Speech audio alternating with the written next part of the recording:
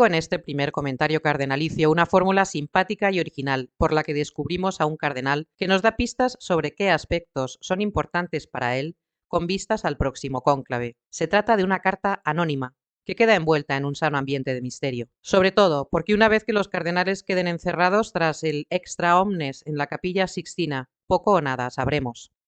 No es frecuente que los cardenales se pronuncien sobre sus preferencias. Como mucho encontramos pautas generales, como recogimos en el videoperfil del cardenal Cambanda, según su sabia opinión.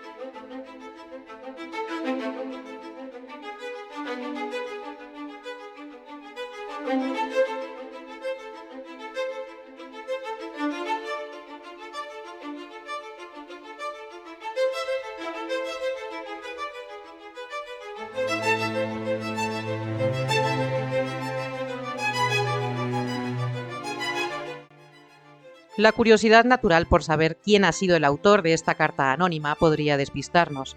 Por muchas pesquisas que hagamos, ni un experto forense lingüístico sería capaz de averiguarlo. Para llegar a descubrir qué cardenal ha escrito la carta, haría falta leer multitud de textos escritos por la misma persona y comparar qué vocabulario utiliza, con qué frecuencia, si su esquema es siempre igual o distinto. Y con una carta de página y media, la cosa se nos pone ardua, por no decir imposible. Lo único a lo que sí me atrevo a apuntar, asumiendo mi posible equivocación, es que se trata de un hombre pausado, medido, de un perfil que valora mucho las formas, la tradición, o más bien que valora en su justa medida la imagen del papado. Me inclino a pensar que este autor cardenalicio ya entró en los 70 años hará un tiempo, que domina el latín, que conoce y saborea la historia, tanto eclesial como de la humanidad en general, que tiene más conocimiento sobre épocas antiguas y menor dominio sobre la historia contemporánea, y con la suficiente originalidad como para enviar esta carta anónima, como si quien escribiera fuese el cardenal Rampolla, participante del cónclave de 1903, así que nos olvidamos de intentar averiguar quién es el autor porque desvía la atención del foco principal, el contenido. Esta carta refleja un aspecto que para el autor anónimo será tenido muy en cuenta a la hora de votar. Comienza el texto hablando de la primera homilía pronunciada por un papa en la historia, que no fue otro que el día de Pentecostés, cuando Pedro, tras haber recibido las lenguas de fuego del Espíritu Santo, salió del cenáculo y se puso a hablar a la multitud. Así va recorriendo el hecho de la predicación desde un papa. Pone varios ejemplos de papas de la antigüedad como León Magno o San Gregorio Magno.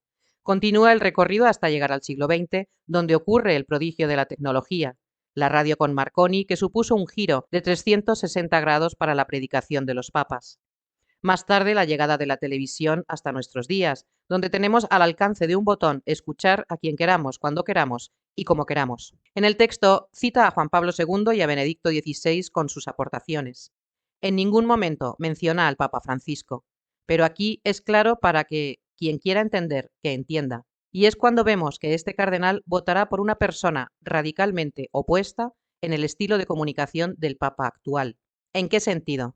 El autor pondera el hecho de que si un papa se expone demasiado, su mensaje principal quedará diluido entre el resto, recalcando que si lo extraordinario se vuelve cotidiano, pierde valor. El meollo de su carta está al final y es donde descubrimos un aspecto destacado que este cardenal anónimo tendrá muy en cuenta cuando vote. Así concluye su carta. Precisamente por eso hay que preguntarse sobre qué temas deben hablar o escribir o callar los papas. Sin embargo, deberían preocuparse siempre de dar respuestas a las cuestiones apremiantes que afligen hoy al mundo desde la revelación. Declaraciones comunes, científicas o incluso políticas, en forma de documentos magisteriales o discursos constituirían graves violaciones de los límites a los que el mundo responde, con razón, ignorándolas. Es evidente que la autoridad magisterial del Papa se vería así cuestionada o socavada. Es obvio que aquí deben respetarse los límites de la competencia. Por último, hay algo que debe recordarse con fuerza. Quotidiana vilexcunt, lo cotidiano pierde su valor. Por tanto, para que la palabra del Summus Magister Orbis sea escuchada, meditada, para que no desaparezca en el bullicio de la jornada, es absolutamente necesario que no se convierta en un lugar común. La palabra de Dios no puede ser arrojada a la multitud en pequeñas cantidades. Eminentísimos hermanos, a partir de estas y otras reflexiones similares, Me dejé guiar en el cónclave de 1903, del que salió nuestro hermano Sarto como Pío X, un gran papa, santo, un maestro de la Iglesia. Con saludos fraternos, vuestro cardenal Mariano Rampolla. Esta carta ha sido publicada por la revista digital Cardinalis en su magazín de febrero. Hasta aquí este comentario cardenalicio. Hasta la próxima.